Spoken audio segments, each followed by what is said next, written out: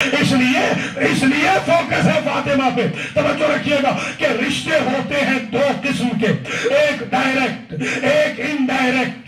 Intellectual تشریف فرما ہے. ایک رشتہ ہے ڈائریکٹ، ایک ہے انڈائریکٹ. باپ کا رشتہ بیٹی سے ڈائریکٹ ہے، زوجہ کا رشتہ شوہر سے ڈائریکٹ ہے، والدین کا رشتہ اولاد سے ڈائریکٹ ہے. توجہ رکھیے گا اگر تعارف ہوتا علی کے ذریعے، توجہ رکھیے گا، تو علی بطول و حسنین سے رشتے میں ڈائریکٹ تھے، اپنے خسر معظم سے انڈائریکٹ تھے. اگر تعارف ہوتا نبی کے ذریعے تو نبی بطول سے تو ڈائریکٹ تھے، علی و حسنین سے رشتے میں انڈائریکٹ تھے. اگر تعارف ہوتا حسنین شریفین کے ذریعے تو بطول و علی سے تو ڈائریکٹ تھے، مگر نانا سے رشتے میں انڈائریکٹ تھے. اللہ نے ایسا رشتہ چنا جو رسالت سے بھی ڈائریکٹ ہے، امامت سے بھی ڈائریکٹ ہے.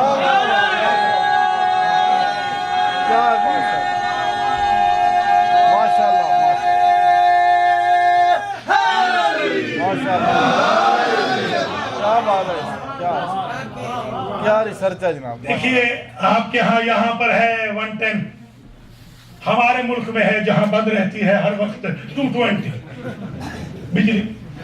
آپ یہاں سے کنورٹر لے گئے، وہ یہاں بھی چل رہا ہے وہاں بھی چل رہا ہے، 110 میں بھی چل رہا ہے 220 میں بھی چل رہا. آج سمجھیے گا فاطمہ نور کے اس کنورٹر کا نام ہے جو رسالت میں بھی چلتا ہے، امامت میں بھی چلتا ہے. ٹھیک ٹھیک. درود بر محمد و آل محمد.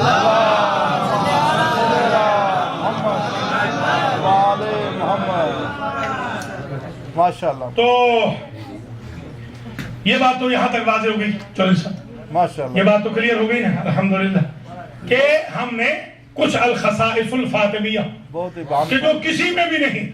دیکھیے ہم ازواج مطہرات کا احترام کرتے ہیں. حافظ صابر صاحب نے خطبہ جمعہ میں پورا خطبہ دیا میرے بارے میں، اور وہ آپ کے دوست ہیں، چودھری ارشد صاحب کے خاص دوست ہیں. وہ 5000 آدمی ان کے پیچھے جمعہ پڑھتا ہے. انہوں نے کہا کہ بھائی میں سنی و گواہی دے رہا ہوں کہ ڈاکٹر نے کبھی ازواج کے خلاف نہیں بولا. خاص طور پہ انہوں نے کہا کہ میں نے حسینیہ کی باقاعدہ ویب پیج کے اوپر تقریر سنی ہے، حسینیہ کی ویب پیج پر، جس میں انہوں نے کہا ہم ازواج مطہرات کا احترام کرتے ہیں. آج میں آگے بڑھانا چاہ رہا ہوں تاکہ حافظ صاحب اگر پھر سنیں حسینیہ کی ویب پیج پر تو ان کو فرق واضح ہو جائے. ازواج مطہرات ساری کی ساری قابل احترام ہیں. جنہوں نے حضور سے وفا کی ہے وہ قابل احترام ہے. جو صحابہ کرام حضور سے وفا کرتے ہیں وہ قابل احترام ہے. ان کی جو خاک پا ہے انہیں ہم اپنی آنکھوں کا سرما بنانے کے لیے تیار ہیں. مگر ایک بات یاد رکھیے، یہ ڈفرینس ہے فاطمہ کے ساتھ. ایک اس جملے پہ خاص توجہ رکھیے گا، ازواج مطہرات کا رشتہ عارضی ہے، اصحاب کا رشتہ عارضی ہے، امت کا رشتہ عارضی ہے.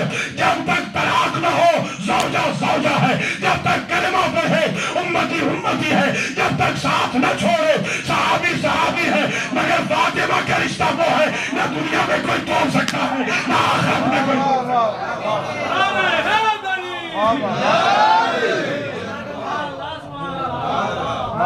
کچھ ملالہ کر لیا آپ نے. یہ ہے وجود فاطمہ. اور الخصائص الفاطمیہ میں ایک بات یہ بھی ذہن نشین فرما لیجئے، اسے بھی سب نے لکھا ہے، کل ذرا اور ڈیٹیل سے عرض کروں گا. اسے لکھا کہ جب حضرت خدیجۃ الکبریٰ سلام اللہ علیہا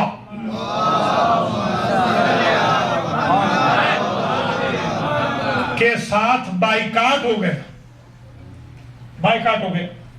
قریش کی عورتوں نے بائیکاٹ کر دیا، جس طرح آج ہمارے ساتھ بائیکاٹ کرتے ہیں میڈیا والے کہ ان کی کوئی بات سامنے نہ آنے پائے. یہ اسی طریقے سے وہ بائیکاٹ وہاں کرتے تھے. آج جیسے باہر کہیں گے ہم شیعوں کے ساتھ ہیں، اندر جا کے کہیں گے یہ کافر. ابھی جیسے ہیوسٹن کے مفتی نے بھی ایک فتویٰ جاری کیا کہ شیعہ کافر ہیں، اور اتفاق یہ ہے کہ آدھا قدم نہیں چلا تھا کہ وہی فتویٰ واپس لینا پڑ گیا. جی ہاں الحمدللہ اتنا ڈر ہے اللہ کے فضل و کرم سے. ایک غلام علی کا جو برکلن میں بیٹھا ہوا ہے، اس نے کہا میں علامہ کو بتا دینا کہ میں نے واپس لے لیا ہے.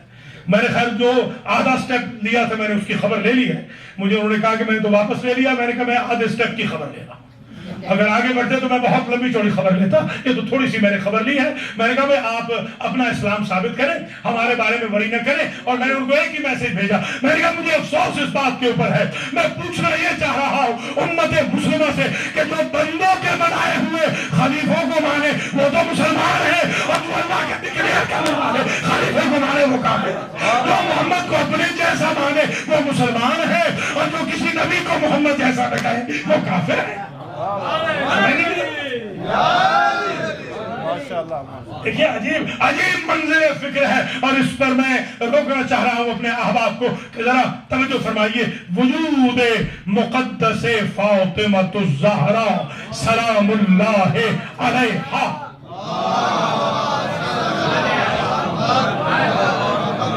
کہ خدیجہ الکبریٰ جب پریگننٹ تھی اور قریش کی عورتوں نے ان کا بائیکاٹ کر دیا, تو ایک روز نبی تشریف لائے گھر میں. اسے شیعہ نے بھی لکھا ہے, اہل سنت نے بھی لکھا ہے. گھر آئے تو دیکھا کہ خدیجہ الکبریٰ کسی سے بات کر رہی ہے اور کوئی موجود نہیں. سمجھیے گا ذرا, اللہ اکبر, کہ بمن تکلمو یا خدیجہ, کس سے گفتگو کر رہی ہے؟ اللہ اکبر. کہا تکلم ابنتی, یہ میری بیٹی جو شکم میں ہے مجھے کہتی ہے اماں گھبرا نہیں, سب چھوڑ جائے میں جو ہوں. ہم نے یہی جملہ پکڑ لیا ہے, کائنات چھوڑ جائے فاطمہ جو ہے. تو سمجھے ہاں, اللہ اکبر. اس بیس پہ ہمارا مذہب قائم. دنیا پوچھتی ہے نا کہ اتنے مارنے کے باوجود ختم نہیں ہو رہے. کتنا مارا ہے بنی امیہ بنی عباس نے, صدام جیسوں نے, ضیاء الحق جیسوں نے کتنا مارا ہے, کتنے مرڈر کرائے ہیں اسامہ جیسوں نے, ملا عمر جیسوں نے, اعظم طارق جیسوں نے, یہ سپاہ صحابہ, طالبان, القاعدہ, مگر شیعہ ختم کیوں نہیں ہو رہے؟ ہم نے یہ جملہ خدیجہ سے سیکھ لیا ہے, سب چھوڑتا ہے فاطمہ جو ہے. اور یہ جملہ اس دنیا میں نہیں, انشاءاللہ قیامت میں بھی رہے گا کہ سب چھوڑتا ہے فاطمہ جو ہے. اللہ اکبر.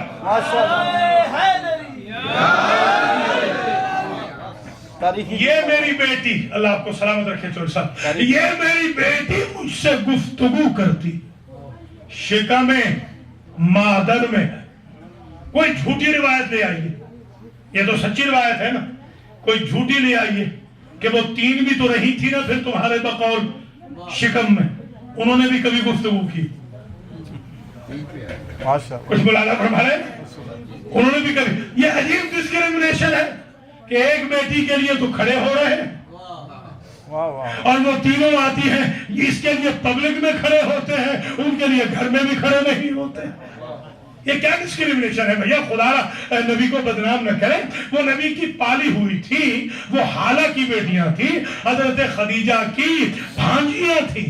اور جب ہمارے ہاں شرفاء کسی غیر کی بچی کو اپنی بچی بناتے ہیں تو وہ بیٹی سمجھ کے ہی بیاہ دیتے ہیں. اس کا مطلب یہ نہیں ہوتا کہ وہ سلبی بیٹی ہو جاتی ہے, یہ سمجھنے کی ضرورت ہے.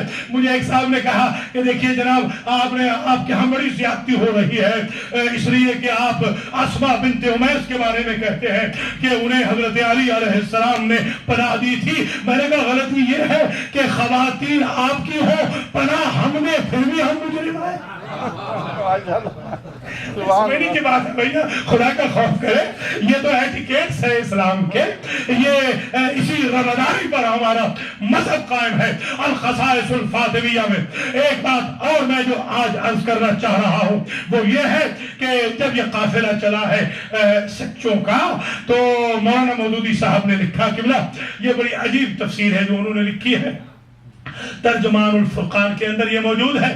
انہوں نے کہا کہ یہ جو کہا تھا نا کہ تعالوا ندعو ابناءنا وابناءکم ونساءنا ونساءکم وانفسنا وانفسکم ثم نبتہل فنجعل لعنت اللہ علی الکاذبین, یہ کہنا مقصود نہیں تھا کہ ہم اپنی بیٹی لاتے ہیں. اصل مقصد یہ تھا کہ تم مسلمان بیٹیاں لاؤ, تم کرسچن بیٹیاں لاؤ, ہم مسلمان بیٹیاں لائیں گے. تم کرسچن بچے لاؤ, ہم مسلمان بچے لائیں گے. تم اپنے جیسے کرسچن لاؤ, ہم اپنے جیسے مسلمان لائیں گے. اگر مولانا مودودی کی اس تفسیر کو مانا جائے تو اس کا مطلب یہ ہے کہ نبی کریم نے 13 سال تک تو زحمت برداشت کی مکے میں، 8 سال ہو گئے مدینے میں، اس ساری محنت کے باوجود آپ بتائیے 21 سال میں حضور کی محنت کے باوجود صرف 4 ہی مسلمان تھے مدینے کے سامراج میں. آپ ہمیں کافر کہتے پھر رہے ہیں، آپ اپنے سارے بزرگوں کو کافر نہیں کہتے. آپ بتائیے نا، اگر یہ کہنا مقصود ہو. آج ایک جملہ اور سن لیجئے، خدا کی قسم یہ جو سیرت ابن ہشام میں بھی لکھا ہے، سیرت حرمیہ کے اندر بھی یہ جملہ لکھا ہے، ناسخ التواریخ میں بھی یہ جملہ لکھا ہوا ہے کہ نبی کریم نے کہا تھا وَاللَّهِ لَوْ تَبَاهَلُوا لَمُسِخُوا قِرَدَةً وَخَنَازِيرَ فَوَالَّذِي نَفْسُ مُحَمَّدٍ بِيَدِهِ.